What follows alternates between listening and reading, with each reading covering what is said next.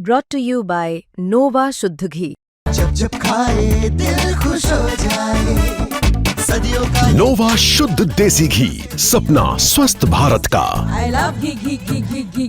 तो किसी ने सोचा नहीं था कि ये इंडिया वेस्ट इंडीज़ का मैच 5वें दिन पहुंच जाएगा। अहमदाबाद में जिस तरीके से भारतीय टीम ने मैच जीता, दिल्ली आए, बैटिंग जिस तरीके से इंडिया ने की थी, हम सोच रहे थे यार 3 दिन तो बहुत है, लेकिन 3 दिन नहीं, चौथे दिन, और चौथे दिन भी नहीं, 5वें दिन। इसकी सबसे बड़ी वजह क्या है, हम सब लोग बात करेंगे। क्या है रीज़न है यार, आज क्यों हम ये 1 घंटे का मैच हम कल खेलने वाले हैं? खेलना चाहिए आई थिंक, क्योंकि मेरे पास तो कल की भी टिकट्स हैं, तो I want play, I want come tomorrow. ये भी हुआ ना, आपने देखा कि किस तरीके से वेस्ट इंडीज़ ने एक फ़ाइट दिखाई है एटलीस्ट, क्योंकि वो वाली बात है कि कंपटीशन नहीं है, but they have shown character. ये लगता है कि टेस्ट क्रिकेट के लिए बड़ी चीज़ है। हाँ, बड़ी चीज़ तो है, लेकिन आई ऑलवेज सपोर्ट इंडिया, और मैं तो इंडिया को ही सपोर्ट करूँगी चाहे कुछ भी हो। चलिए, ये अच्छी बात है, इंडिया को सपोर्ट करना चाहिए, बट थोड़ा क्रिकेटिंग टर्म्स में अगर हम बात करें, आज का पूरा दिन, कल का पूरी शाम हमारे गेंदबाज कमर टूट गई, उनकी 200 से ज़्यादा ओवर डाले उन्होंने। देखिए, सभी को इंतजार था कि वेस्ट इंडीज़ की तरफ से कोई फाइट दिखे आज, और वेस्ट इंडीज़ ने आज वो क्या फाइट दिखाया है। फर्स्टली इस चीज़ पे एक और चीज़ कहना चाहूँगा, जिस तरह से वेस्ट इंडीज़ ने बैटिंग करा, ये बताता है कि कितना फ्लैट ट्रैक था ये। जैसा कि मैच स्टार्ट होने से पहले ही पता चला था हम लोग को कि ये बैटिंग ट्रैक बनाने वाली है टीम इंडिया। अब यहाँ पे अब हमें गौतम गंभीर और शुभमन गिल की तारीफ भी करनी पड़ेगी, क्योंकि जब उन्होंने डिक्लेयर करा था तो बहुत लोगों ने सवाल उठाया था कि इतना जल्दी क्यों डिक्लेयर कर रहे हो। अब शायद लोगों को समझ में आ रहा होगा कि इतना जल्दी डिक्लेयर करने से क्या फ़ायदा हुआ। अगर वो जल्दी डिक्लेयर नहीं करते तो शायद ये टेस्ट मैच ड्रॉ हो सकता था।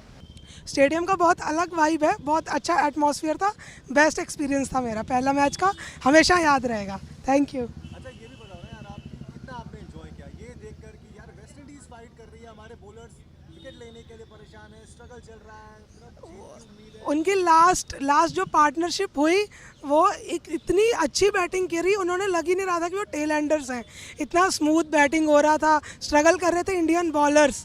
फिर जसप्रीत बुमराह ने फाइनली आके जो पार्टनरशिप ब्रेक किया, जो मोमेंटम इंडिया को मिला, फिर एट द एंड जब जायसवाल बैटिंग करने आए, उम्मीद था कि अगर वो बैटिंग करते तो इंडिया आज ही मैच फाइनल ख़त्म कर सकता था, बट वो अनफॉर्चुनेटली जल्दी आउट हो गए।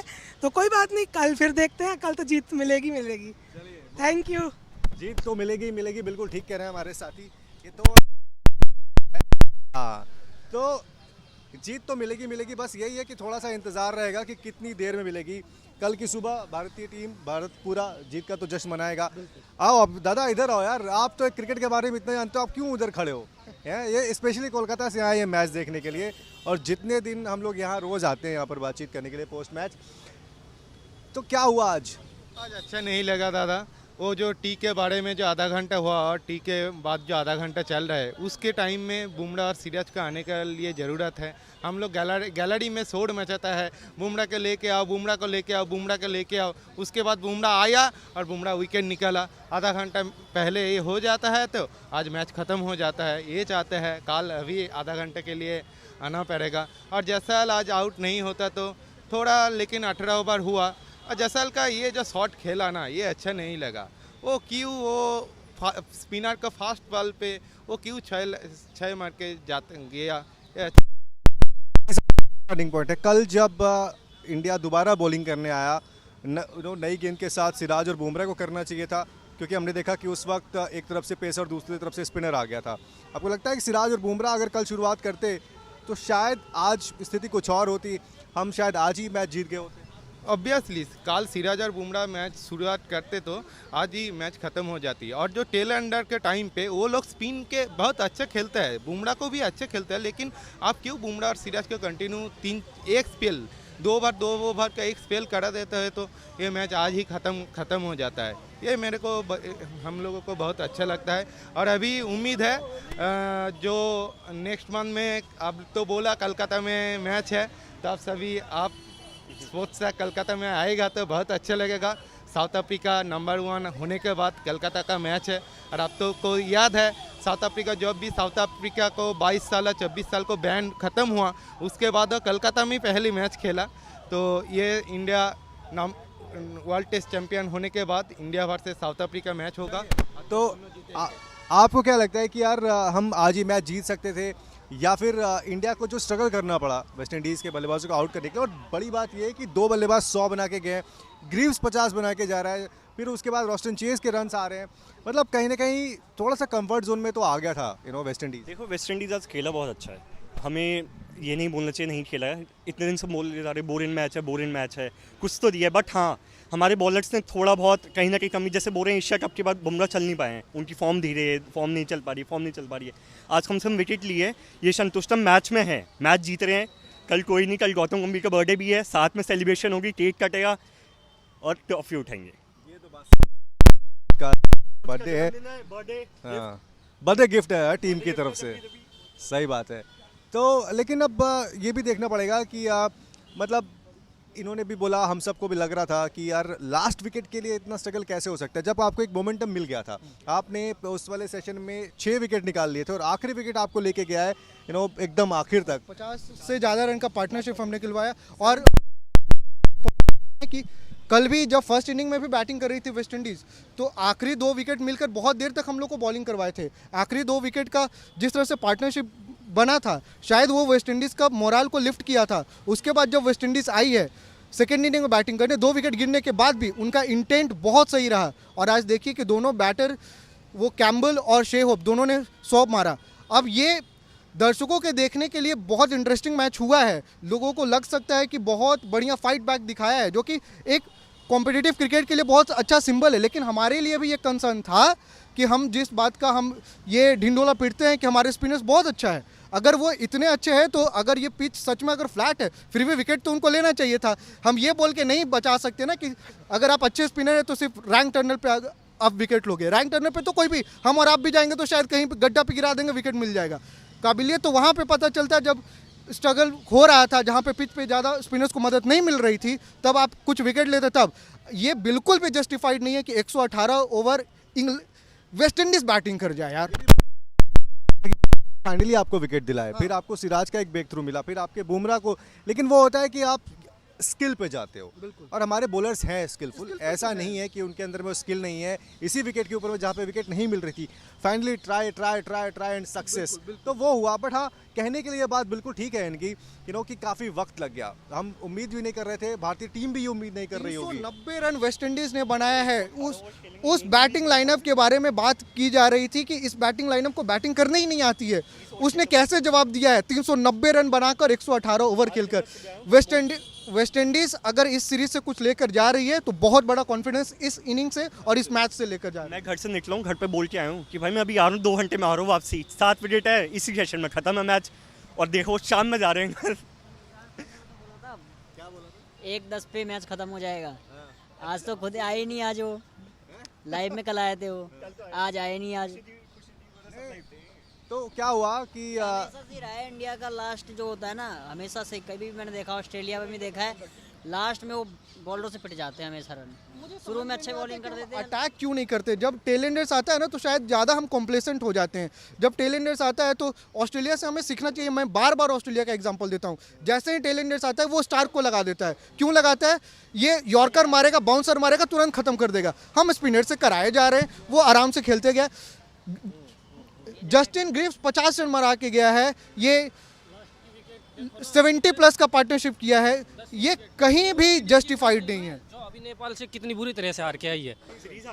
हाँ, T20 लेकिन मोस्टली प्लेयर तो थे ना, और वो आके इंडिया जैसी टॉप की टीम के सामने इनके टैलेंडर 70 रन की पार्टनरशिप कर रहे हैं। एक्चुअल में सर मैं आपको बताऊं कि जिस तरह से इंडिया ने ये मैच खेला है तो साफ ये समझ में आता है कि इनकी रणनीति सही तरह नहीं थी। इन्होंने पहले टेस्ट को ध्यान में रखा और बिल्कुल हल्के में लिया।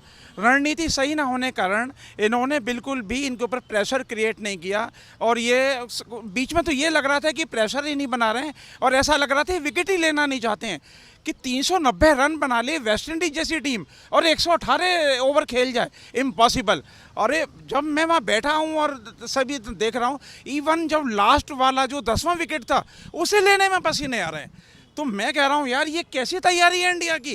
कुलदीप नहीं ले पा रहा है, जडेजा नहीं ले पा रहा है, बुमराह नहीं ले पा रहा है। और फाइनली मैं कहता हूँ बहुत संघर्ष के बाद, आप तो बहुत हल्के में ही मान रहे थे, अरे इनको क्या चुटकी में हम इनका विकेट ले लेंगे। 10वें विकेट के लिए भी नहीं, काफ़ी मशक्क़त करनी पड़ी। और उसको लेके फिर ऐसी खुशी मनाई कि जैसे हम ऑस्ट्रेलिया को हरा रहे हैं। अच्छा, नीतीश कुमार रेड्डी, वो उनका रोल क्या है इस टीम के अंदर में ऑलराउंडर का? उन्होंने गेंद ही नहीं डाली, क्यों नहीं डलवाया? नहीं दिया गया उनको। जायसवाल से आपने एक ओवर डलवा दिया। जी जी बिल्कुल, हमें ये चीज़ देख के अचंभा पड़ रहा है कि जो ऑलराउंडर है, जडेजा को करा लिया। ऑस्ट्रेलिया में डलवाते हो आप ओवर, लेकिन यहाँ नहीं पता नहीं, ये हमारे सोच से परे है। क्यों हम समझ नहीं आ रहा है। जो ऑलराउंडर है उसको, इसको किसी जिस ओहदा में रखा है उसके लिए रखा है, भाई इसको दो। ऑलराउंडर है, तुमने भैया एक बार मौका दो, कम से कम एक ओवर कराओ। बिल्कुल सही आपने सवाल पूछा। नीतीश कुमार रेड्डी, गौतम गंभीर और शुभमन गिल ने ये बोला था कि हम उन्हें एज ए ऑलराउंडर की तरह से उभारना चाह रहे हैं। आप बिना बॉलिंग करके आप उन्हें ऑलराउंडर तो नहीं बनवा पाओगे ना। आप बहुत अच्छा आपका डिसीजन था कि आप उनको बैटिंग टाइम देने के लिए नंबर 5 पे बैटिंग भेजे थे, लेकिन सिर्फ आप बैटर बनाने के लिए तो उन्हें खिला नहीं रहे हो। जहाँ पे किसी को बॉलर को मदद नहीं मिल पा रहा था, आप वन चेंज करने के लिए भी तो ला सकते थे। एक बार देख लेते कि कैसा हो रहा है। एक ओवर भी नहीं दोगे, बहुत बड़ा सवाल उठाता है ये कि आपका सोच क्या है। आप नीतीश कुमार रेड्डी को किस तरह से लेकर चलना चाहते हैं, ये सवाल तो उठा रहा है। अरे एक भी ओवर नीतीश को नहीं दिया, और वो ऐसा लग रहा था कि बस वो थर्ड मैन पे खड़े होने के लिए ही टीम में लिया गया उनको, और बस वो 4 रोकने के लिए आए हैं। और जब चांस पड़ेगा तो उनसे बैटिंग करा ली जाएगी, क्योंकि इंडिया को ये भी पता है यशस्वी को रन बनाने हैं, गिल को रन बनाने हैं, केएल राहुल को रन बनाने हैं। उनको बैटिंग का जो ऑर्डर है उसमें भी पीछे ही रखा जाता है। तो जब ऑलराउंडर एज ए ऑलराउंडर आप उनको आगे रख रहे हो टीम में, तो पूरा मौका देना चाहिए। बॉलिंग का भी पूरा मौका देना चाहिए, बैटिंग का भी। तो वो थोड़ी सी कमी नज़र आई है। इवन मुझे कुलदीप का भी लगा शुरू में, जब 11-12 बजे के दरमियान की बात है, कुलदीप को 1-2 ओवर डलवाए और बीच में कुलदीप को रोक दिया। अरे मैंने कहा यही तो मौका है जब आपके विकेट नहीं आ रहे हैं। मतलब 2 विकेट के बाद में मैच चलता जा रहा, थर्ड गिरने में नहीं आ रहा, तो कुलदीप को मौका दो। तो फिर आपने देखा होगा जैसे ही थर्ड विकेट गिरा है, तो अभी थर्ड के बाद फोर्थ के बाद फिर हाँ, लेकिन नहीं। तो वो थर्ड विकेट लेने के लिए पूरा अच्छी तरह समझ में आ रहा था कि ये रणनीति में कहीं ना कहीं कमी है और ये रणनीति नहीं बना पा रहे हैं। आई वोंट लाई, जो हाल न्यूजीलैंड करके गई थी ना, मुझे वो मैं कभी भूल नहीं सकता हूँ। 150 रन हम नहीं बना पा रहे थे। अगर ये 150 से पार की, भले ही वेस्ट इंडीज़ है, हम गेम को कभी भी हल्के में नहीं ले सकते। जब मैं आज सुबह जल्दी आ गया था, प्रैक्टिस कर रही थी वेस्ट इंडीज़, तो मैंने मजाक में बोला था डैरन समी को कि आप कितना भी, मैं चाहता हूं कि आप फाइट दिखाओ और टारगेट सेट करो कि हमें इंडिया को दोबारा बैटिंग कराए और हमें देखने में मज़ा आए। लेकिन मैंने ये भी बोला था 150 से ज़्यादा मत बनाना, क्योंकि डर लगता है। ध्यान रहे कि हमने न्यूजीलैंड को बहुत हल्के में लिया था। जब न्यूजीलैंड आ रही थी, हम तो यही सोच रहे थे 3-0 से हराएंगे, WTC का फाइनल खेलेंगे। 149 नहीं बना पाए थे तीसरे बैच में हम, और यहाँ पे भी अगर बन जाता, अभी दिख रहा है कि हमें सिर्फ 60 रन चाहिए, लेकिन यशस्वी जायसवाल जल्दी आउट हो गए थे। एक और विकेट, नोबडी नोज रिजल्ट क्या होता, तो हम रिस्क ले नहीं सकते थे। तो वेस्ट इंडीज़ के लिए ये सीरीज़ बहुत ज़्यादा पॉजिटिव है। मुझे लगता है कि Ian Bishop, Brian Charles Lara और विवियन रिचर्ड्स इस पारी को देखकर आज बहुत प्राउड फील कर रहे होंगे अपने बंदों को लेकर। और जिस तरह ब्रायन लारा और विवियन रिचर्ड्स कल जो बताता है उसका टीम के बारे में, वो उसको वेस्ट इंडीज़ को जो फाइट दिखाया, ये उसका वेस्ट इंडीज़ के टीम के लिए बहुत अच्छा है। और हमारा पूछना है इंडिया टीम के लिए, हम लोग जानता है कैप्टन टीम चलाता है माठ में, और ये टीम माठ में कैप्टन चला रहा है, और ड्रेसिंग रूम में कोई डिसीजन आने के बाद कैप्टन कोई डिसीजन लेने का इसका कोई बहुत प्रॉब्लम है, बिकॉज कैप्टन और टीम का कर लिया। आई नो कि बहुत सारे कंसर्न्स हैं, वो नहीं होने चाहिए थे। पहली बात तो ये कि आज के दिन ये मैच खत्म हो जाना चाहिए था, सुबह हमें विकेट्स मिल जाने चाहिए थे जो हमें नहीं मिले। लेकिन फाइनली अब आपके पास है वो रन्स। अब कल सुबह 1 घंटा जीत तो इन्हें पहले भी था, वो पहले भी पता था, बट द वे, जो तरीका रहा, जो प्रोसेस रहा, that is the concerning thing ना। किसी को उम्मीद नहीं था कि तीसरे दिन तक मैच जाएगा। सबसे पहली बात, तीसरे दिन से हम बाहर निकल के चौथे दिन पे आ गए। लगा कि चौथे दिन तो आराम से खत्म हो जाएगा, फर्स्ट सेशन में ही खत्म हो जाएगी। वेस्ट इंडीज 97 रन चाहिए था आज जब दिन स्टार्ट हुआ था, तो लगा था कि हम उसके नीचे ही आउट कर देंगे। 121 रन का टारगेट वेस्ट इंडीज का दे देना इंडिया के लिए कंसर्निंग साइन तो है भाई। 3 बजे भी ये बात हो रही थी कि हम, देखिए मैं फरीदाबाद से आया हूँ, तो मैं बड़ा खुश हो रहा था मन में, मैंने कहा ये तो 0-0 तो कर ही लेंगे, मैक्सिमम टू मैक्सिमम कितना जाएंगे, 50-60 रन बना पाएंगे, और 50-60 रन 5:30 बजे तक अपना यशस्वी और ये केएल राहुल मिलकर बना देंगे, तो आज में मामला निबट जाएगा। लेकिन देखा भाई ये तो दम है टीम के अंदर, और वाकई में जिस तरह का गेम वेस्ट इंडीज़ ने दिखाया है, मैं सारी वेस्ट इंडीज़ टीम को कॉन्ग्रेचुलेट करना चाहूँगा। और इनका मोरल और इनका मतलब जो आत्मविश्वास है ये बहुत बूस्टअप होगा, इनका आत्मविश्वास को बहुत बल मिलेगा। और ये आगे आने वाला जो टाइम है इसमें आप देखना कि जो आगे आने वाली इनकी जो पीढ़ियां हैं, जो इनकी नर्सरी है क्रिकेट की, उनको भी बहुत अच्छा कुछ सीखने को मिलेगा। चलिए, बात तो बहुत अच्छी कही आपने, लेकिन मोरल तो तभी बूस्ट हो गया होगा जब उन्होंने स्कोर लेवल कर लिया था और उसके बाद लीड ले ली थी। बट अगेन भारतीय टीम ने किसी तरह से वो 10वां जो आपका विकेट, जो आपके कह सकते हैं कि रास्ते का जो पत्थर था, उसको हटाया, और अब आपको सिर्फ थोड़े से रनों की ज़रूरत है जो कि कल सुबह आपको मिल जाएंगे। याद रहेगा ये टेस्ट मैच दिल्ली के अंदर में, क्योंकि किसी ने भी ये नहीं सोचा था कि वेस्ट इंडीज़ की टीम 5वें दिन तक मैच खींच देगी, और मैच सिर्फ इसीलिए गया है क्योंकि आपका आखिरी विकेट बहुत देर तक विकेट पर टिका रहा।